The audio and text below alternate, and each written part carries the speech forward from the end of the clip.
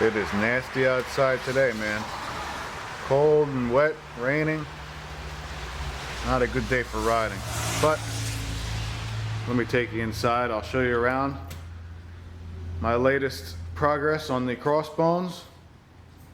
If you guys have been following my videos, you know I did a carburetor conversion on this bike.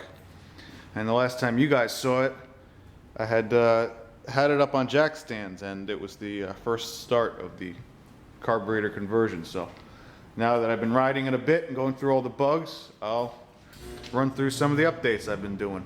I've actually put a couple hundred miles on it and it runs great. Carburetor needs a little bit of tuning still, but other than that, it's running great. I don't want to take my seat off, but if you can see in here, there we go. That's all the wiring. What is it? 5 fuses, a couple of relays, a couple of breakers, and that's it for the wiring. This is the new tank I got with the petcock for the carburetor. I probably could have converted my old tank, but for the price of this thing, it wasn't even worth the effort. I made some new mounts.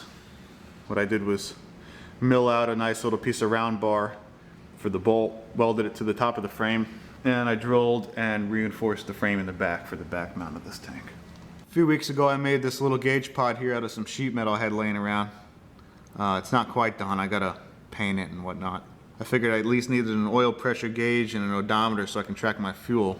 I don't have a fuel gauge on this bike, so those will come in handy. I haven't hooked them up yet, as you can see, but they're getting there.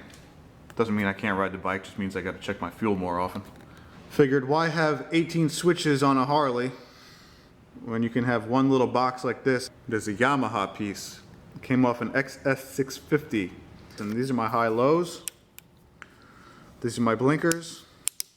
And that's gonna be for my horn. And that's all I need. One little pod. I don't need switches up here. I don't need switches over there. I only need this switch here.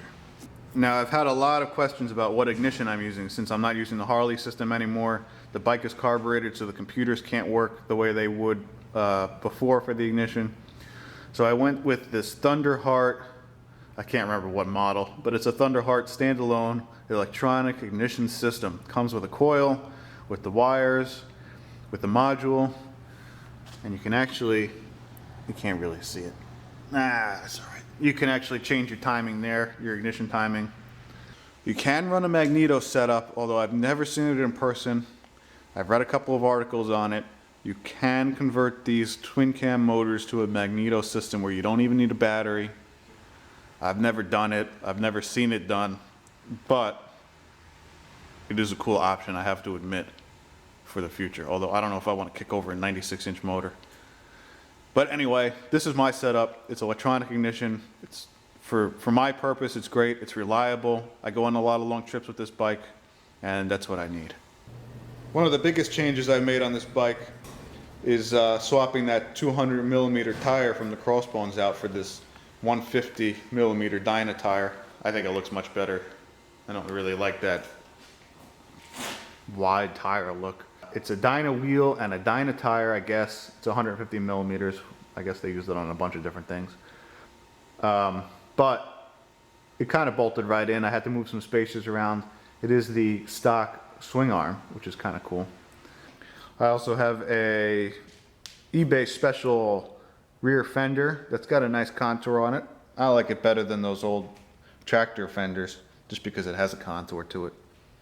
And that kind of fit in. I had to cut it up a little bit, but it works pretty well. And last but not least, in the rear end is this little homemade sissy bar. I made this here at the shop from some Home Depot round bar, and I welded a couple of bungs on it and bent it up and primed it. For a while I was running a 21-inch front wheel and tire, but the problem is this front end is so wide to fit this front tire that the stock 21-inch Harley tires and wheels are just too skinny. And as far as I know, they don't make, Harley has never made a 21-inch wheel that's more than like 2 inches wide, so unless I find one, I'm just gonna stick with this. I'd love to get a 3-inch wide, 21-inch tall wheel, but I don't know if I can do it. If you have any suggestions, let me know. Well, that's the story with that bike.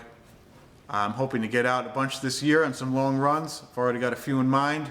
I'd like to get out camping. I will be at Ride to Skate this year. I will be at Laconia this year. A bunch of other smaller runs. So that's it. Maybe I'll see you out there. Make sure you subscribe. I've got a bunch more updates on this bike, on the other cars, on the new bike I picked up. So stay tuned.